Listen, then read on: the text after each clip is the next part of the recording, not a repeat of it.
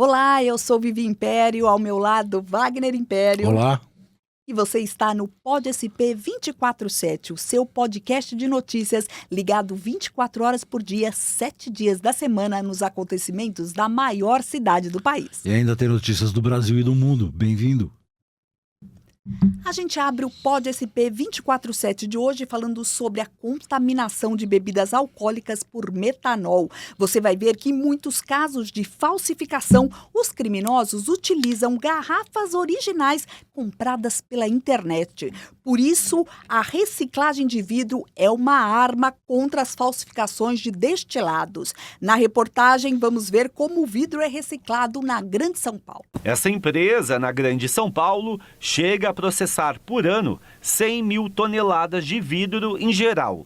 O vidro, que é coletado em várias regiões do país, é separado de componentes como tampas e lacres, triturado e dividido por cores. Além de cooperar com a sustentabilidade, né, e ter o compromisso que esse vidro ele vai ser reciclado, a gente também tem uma menor emissão de CO2 na atmosfera. Segundo a Associação Brasileira das Indústrias do Vidro, o Brasil produz cerca de 1 milhão de toneladas por ano, incluindo garrafas e outros materiais, mas apenas 25% desse total é reciclado.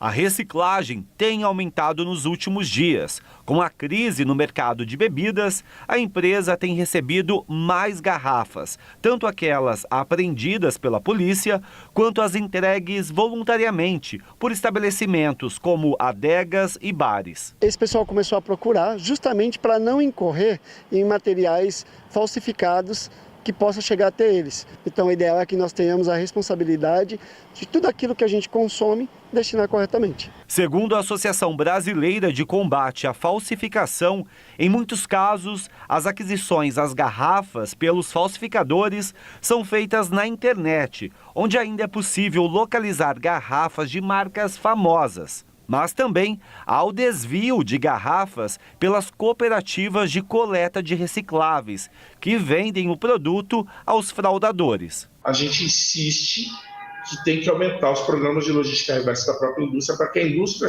entre em contato com essas recicladoras e recupere essas garrafas para que elas não voltem ao mercado nas mãos dos falsificadores. Os empresários de estabelecimentos que vendem bebida e os consumidores precisam ficar atentos na hora de descartar as garrafas. Arrancar o rótulo, jogar a tampa fora numa lata de lixo, a garrafa no outro, isso tudo ajuda a impedir essa logística reversa dos bandidos. Olha, não é brincadeira, hein? O Rio de Janeiro proibiu a fabricação de armas de gel. Veja mais na reportagem. Nas redes sociais é fácil encontrar vídeos de jovens fazendo batalhas pelas ruas com as armas de gel. E isso em várias cidades do país e muitas vezes imitando jogos de videogame. A lei que proíbe esses produtos na cidade do Rio de Janeiro foi sancionada hoje pelo prefeito Eduardo Paes. O objetivo é tirar de circulação essas armas que disparam bolinhas de gel. Um dos argumentos dos que são a favor da proibição é que esses produtos podem ser confundidos com armas de fogo e serem usados por criminosos. Especialistas também apontam que o uso delas em brincadeiras contribui com a banalização da cultura das armas entre crianças e adolescentes. Consultas e exames de graça realizados em carretas itinerantes que percorrem todo o Brasil para alertar sobre a campanha Outubro Rosa e o combate ao câncer de mama. Moradora do município de Japeri, região metropolitana do Rio, Maria da Glória foi uma das primeiras pessoas a serem atendidas hoje pela carreta do programa Agora Tem Especialistas, do Ministério da Saúde.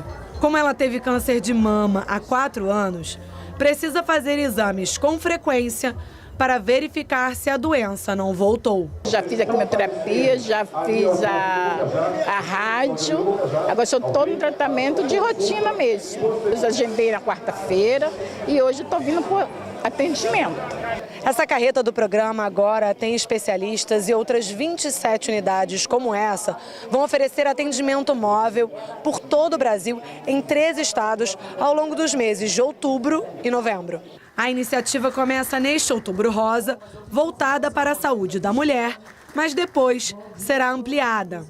O foco agora é a prevenção e diagnóstico precoce do câncer de mama e de colo do útero. Nesse primeiro momento, a expectativa é que cerca de 1.500 pacientes da rede pública, previamente agendados, sejam atendidos. Serão no Brasil todo, até o final de 2026, mais de 150 carretas em várias especialidades. E neste mês de outubro e novembro, carretas especializadas em saúde da mulher em mais de 13 unidades da federação, em locais onde você tem pouco acesso ou pouca disponibilidade de equipamentos. No evento de lançamento da carreta, o diretor do Agora Tem Especialistas, Rodrigo Oliveira, explica a importância do programa. É basicamente o atendimento com o médico especialista. E o exame complementar, um exame de ressonância, uma endoscopia, tudo aquilo que o médico especialista precisa para conseguir garantir um diagnóstico no tempo adequado. Reduzir esse tempo é muito importante, porque com esse tempo reduzindo esse tempo a gente consegue fazer o diagnóstico no tempo adequado e garantir o tratamento cirúrgico, por exemplo, ou o tratamento clínico para a população, salvando vidas. A apreensão de drogas sintéticas aumentou muito este ano. A quantidade apreendida pela polícia de janeiro a agosto é 4 vezes maior do que em todo o ano passado. Elas são versáteis, podem estar camufladas em um pedacinho de papel ou ser vendidas na forma de comprimidos. Êxtase e LSD são algumas das mais populares. Segundo números da Secretaria Nacional de Política sobre Drogas do Ministério da Justiça, em 2024, durante Operação das Divisas e Fronteiras, deflagrada em 11 estados, foram apreendidas pouco mais de 4.500 unidades desse tipo de droga. Já este ano, só até agosto, durante a mesma operação, em 8 estados, o número pulou para quase 17.800, quase 4 vezes mais. A droga também chega ao Brasil por meio de remessas postais. No aeroporto do Galeão, por exemplo, a Receita Federal apreendeu no ano passado quase 80 quilos de drogas sintéticas, avaliadas em mais de 16 milhões de reais. São os canabinoides sintéticos, são as misturas de várias substâncias, né, que são mais potentes, que exigem doses menores, e que a gente nem sabe quais são. Esse psicólogo, que trabalha na Fiocruz, ressalta que os serviços de saúde estão preparados para atender todos os tipos de usuários. O sistema que a gente formulou, né, para a atenção psicossocial em álcool e outras drogas, ele já daria conta, sendo fortalecido, né, também desses novos desafios. Né? Ele também contempla e abarca potencialmente outras substâncias novas que possam emergir. Né? O professor Paulo Teles coordena o NEPAD, o núcleo na Universidade do Estado do Rio de Janeiro, que atende gratuitamente pessoas que têm problemas com o uso de drogas. Psicoterapia, atendimento de grupo, acolhimento, grupos de diversas formas, tá? Grupo de música, enfim. A gente tem várias estratégias para lidar com o paciente. A gente fala agora sobre combate à fome. Você vai ver que mais de 2 milhões de brasileiros saíram da condição de insegurança alimentar entre os anos de 2023 e 2024. Da cozinha industrial da ONG Ação da Cidadania, no Rio de Janeiro, saem 1.000 quentinhas por dia. Para fazer a escolha de quem vai receber o alimento, é feita uma triagem. As pessoas mais vulneráveis que a gente tem hoje mapeadas são mulheres, sobretudo mulheres negras, pessoas, né, do público LGBTQIAPN+, crianças e idosos. O projeto, que começou há 4 anos, já distribuiu mais de 900 mil refeições a moradores da região metropolitana do Rio de Janeiro. Eles dando a comida, né? A gente tem o que comer no almoço, né? A janta, a gente vê como é que faz, mas eles sempre estão entregando a comida, a alimentação para a gente poder estar se alimentando aqui. Cozinhas solidárias como a da Ação da Cidadania ajudam a reduzir a fome no Brasil. Em 2024, 2024, a proporção de domicílios com algum tipo de insegurança alimentar caiu 3,4 pontos percentuais na comparação com 2023, segundo a pesquisa do IBGE. Durante o período, 2.200.000 lares saíram dessa condição.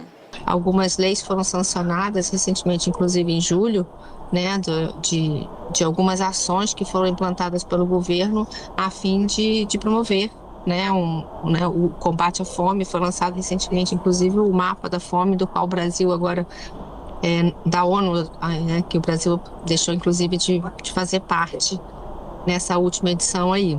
As populações das regiões Norte e Nordeste têm as maiores proporções de insegurança alimentar, seguidas por Centro-Oeste, Sudeste e Sul. A maioria das pessoas com dificuldade ou falta de acesso a alimentos ganha até 2 salários mínimos por mês. Também há mais pretos e pardos e lares chefiados por mulheres em situação de insegurança alimentar. A Carla é um exemplo dessa realidade. Ela cuida sozinha de 6 filhos e nem sempre consegue garantir a refeição das crianças. Já aconteceu de eu não ter para poder alimentar minhas crianças e depender muito das vezes de creche para eles poderem se alimentar e chegar em casa e não saber o que dá para eles poderem se alimentar. Por outro lado, quase 9 milhões de pessoas atingiram o patamar de segurança alimentar no ano passado. Para o diretor executivo da Ação da Cidadania, o cenário melhorou, mas ainda há muito a se fazer. A gente tem avançado desde a volta das políticas públicas, o reinvestimento nas políticas sociais, seja o Bolsa Família, seja os programas de alimentação escolar, uma série de políticas que retomaram com grande força nesse governo e que estão mostrando seus resultados. Agora, a gente ainda não chegou ao que era em 2013. A gente detalha agora o novo modelo de crédito imobiliário brasileiro. Você vai ver quais são as novas regras de financiamento dos imóveis. Os anúncios foram feitos em São Paulo com a presença do presidente Lula, do vice-presidente Geraldo Alckmin, ministros, presidente da Caixa e do Banco Central. Até agora, 65% dos depósitos da poupança tinham obrigatoriamente que ser aplicados pelos bancos em crédito imobiliário. 20% eram depositados compulsoriamente no Banco Central e 15% tinham livre aplicação. Com a mudança, o total dos recursos depositados na caderneta de poupança passará a ser referência para o volume de dinheiro que os bancos devem destinar ao crédito habitacional. O novo sistema entra em vigor plenamente em 2027. Dentre os benefícios da mudança estão mais recursos destinados a financiamentos habitacionais. Além disso, as novas medidas anunciadas pelo governo federal vão contemplar também a classe média. O valor máximo do imóvel financiado no sistema financeiro da habitação passa agora de R$1,5 milhão para R$2.250.000.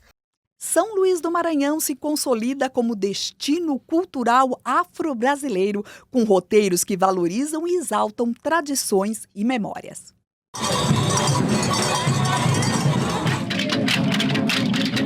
A memória de um povo que pulsa no ritmo dos tambores, nas danças e na fé que atravessa gerações. Em São Luís, o afroturismo tem se firmado como uma ponte entre passado e presente, um convite para reconhecer com orgulho a força da cultura negra que moldou o Maranhão.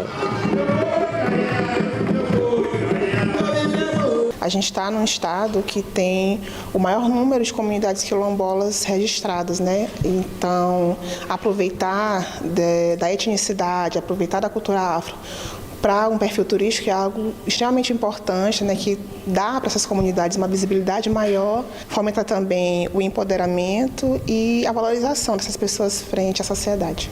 Um dos locais que integram a rota do afroturismo é a Cafuá das Mercês, no Centro Histórico de São Luís. O espaço abriga o Museu do Negro, onde o visitante tem o contato com objetos que revelam as marcas da escravidão e da resistência no Brasil.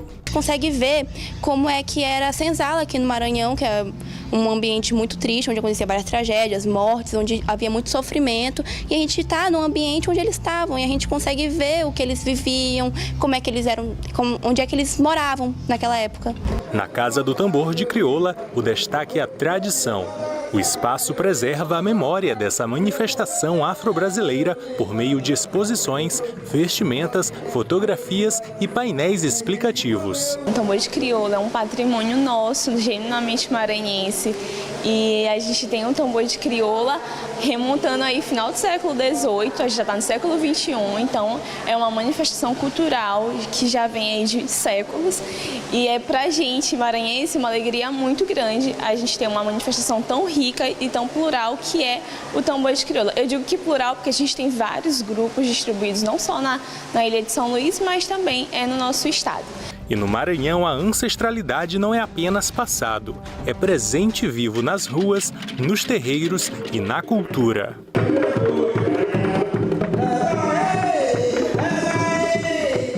A gente fala agora de música para apresentar o projeto Taiguara 80 Outubros, que vai celebrar a trajetória de um dos ícones da música popular brasileira. Meu pedaço de universo é no teu corpo.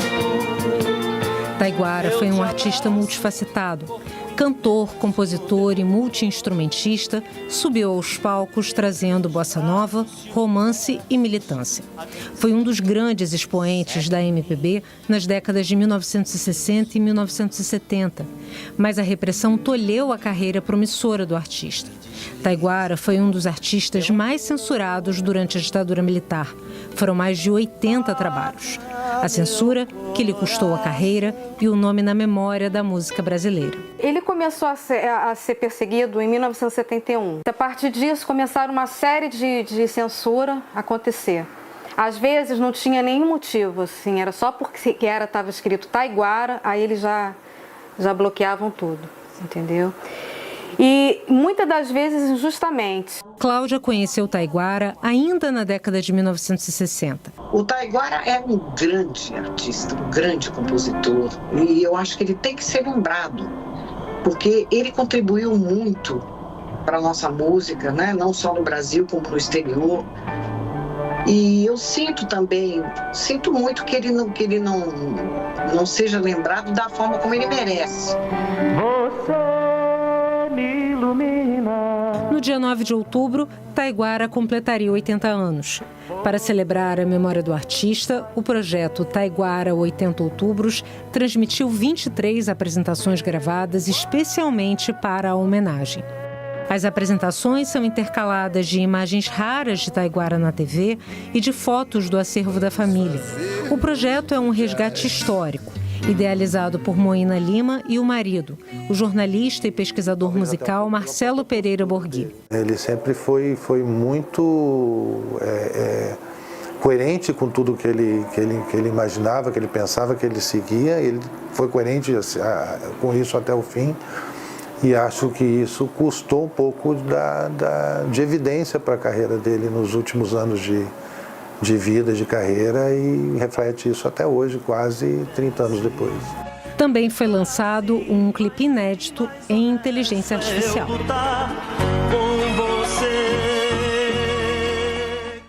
Taiguara morreu cedo, com 50 anos, vítima de câncer de bexiga. Deixou 13 álbuns de estúdio, além de compactos e EPs.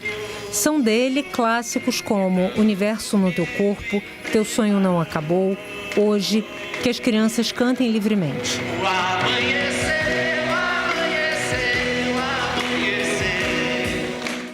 A gente faz um rápido intervalo e na volta você vai conhecer o Museu da Cruz Vermelha na Suíça. Não perca!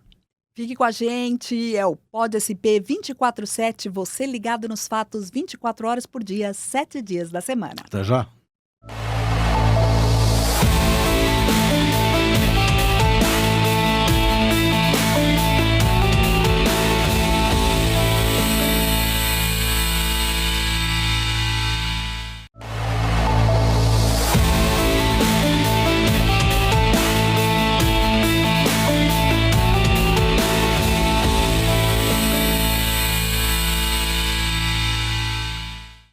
Pod SP 24/7 está de volta para mostrar uma experiência única. Cozinhar com um chefe francês na cidade de Cannes, na Côte d'Azur, região litorânea da França. E fui eu que coloquei a mão na massa. Veja só como foi a experiência gravada no nosso programa de viagens, o Viaja Brasil, temporada internacional na França.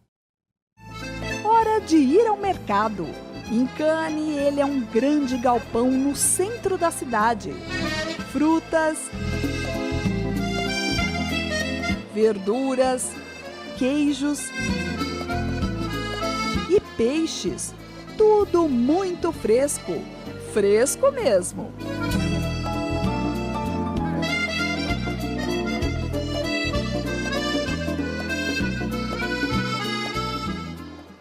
Deu fome? Então vamos comer.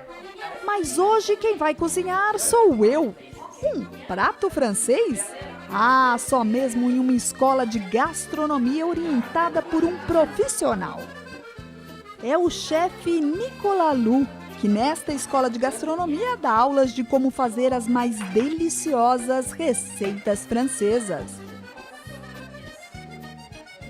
Além de mim, outros alunos vão ajudar a fazer o menu para o almoço de hoje.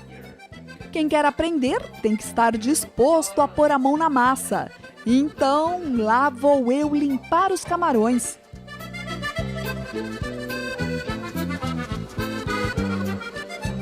Chefe Nicolas Lou me dá a incumbência de preparar as batatas, base do nosso prato de hoje. Explica que elas devem ser cozidas com a casca e, ainda quentes, devem ser descascadas e amassadas para não haver interferência com o amido.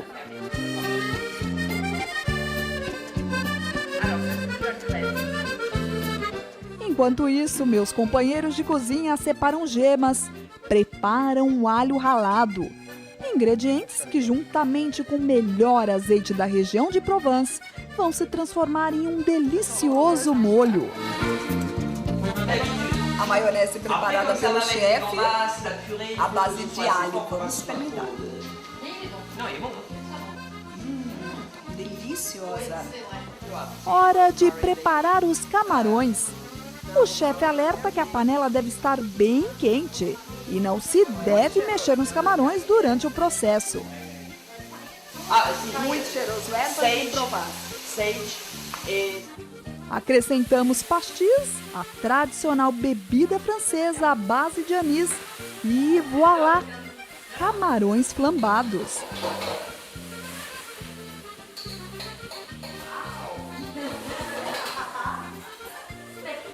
Agora a cozinha se transforma em uma linha de produção. Todo mundo ajuda na montagem dos pratos. O resultado ficou bonito. O que dá o sabor realmente é o molho secreto. Então, um brinde ao menu assinado por essa turma dedicada de turistas. Gente disposta a passar uma manhã deliciosa, aprendendo mais sobre a culinária francesa e fazendo amigos de todas as partes do mundo.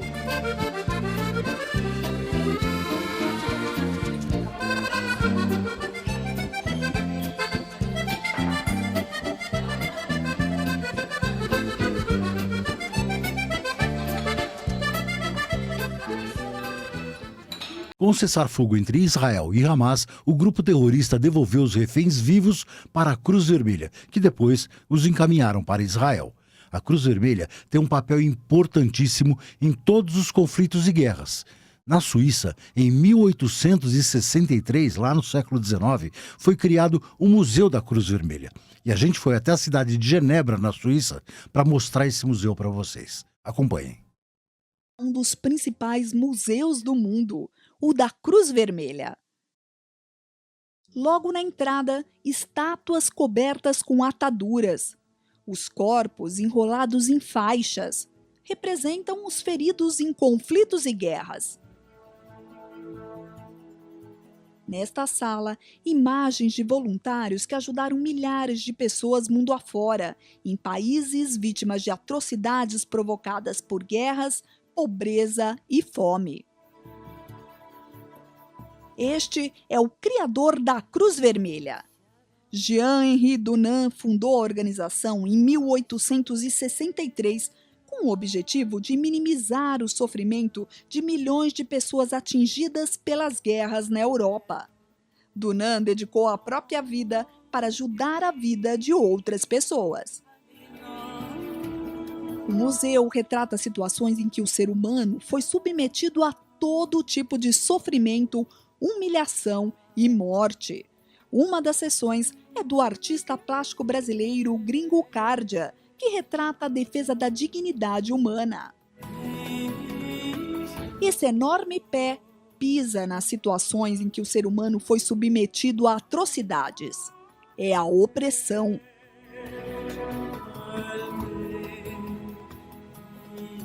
Opressão também policial, revelada nesta foto feita em uma favela brasileira. No museu estão expostas algumas peças como a primeira bandeira da Cruz Vermelha. Ela é exatamente o contrário da bandeira da Suíça, onde nasceu o movimento. No mundo árabe, o símbolo é a lua crescente. Essas peças são todas originais, retiradas pelos voluntários da Cruz Vermelha de campos de prisioneiros em vários países. Uniformes, algemas. Essas correntes neste corredor fazem com que o visitante tenha uma ideia da sensação da dificuldade que prisioneiros enfrentam quando presos e acorrentados.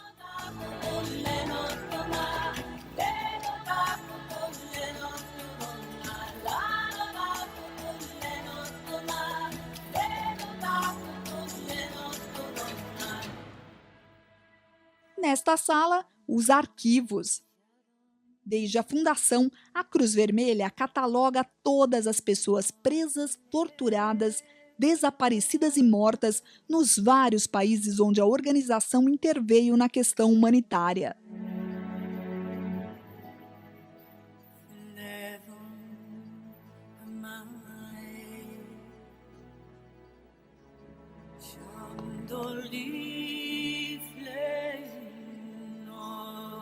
Em outra sala do museu está este pano branco cheio de inscrições sobre o maior massacre de seres humanos desde a Segunda Guerra Mundial. É o genocídio de Srebrenica, na Bósnia. Entre 11 e 25 de julho de 1995, mais de 8.000 homens, mulheres e crianças foram vítimas do extermínio praticado pelo exército separatista sérvio. As frases são de pessoas que ainda procuram muitos parentes desaparecidos durante o massacre. Aqui, cartas e recados que vieram dos campos de prisioneiros, relatando a crueldade pela qual estavam passando. Esses hologramas de um artista japonês chamam a atenção pelas situações que as pessoas enfrentam pelo mundo, como a fome, a falta de saneamento básico e desastres naturais. O visitante ainda pode entrar em contato virtual com os voluntários, que arriscaram suas vidas para salvar aqueles que precisavam. Basta tocar na mão deles e começar a ouvir os relatos. Cada um tem uma história que retrata o terror e a crueldade que o ser humano é capaz de fazer ao semelhante. Assim é o Museu da Cruz Vermelha, um lugar que todo ser humano deveria ter a oportunidade de visitar para ver de perto as histórias dos heróis humanitários e entender como a violência e a opressão de guerras sem sentidos acabam com a vida e a dignidade de milhares mundo afora.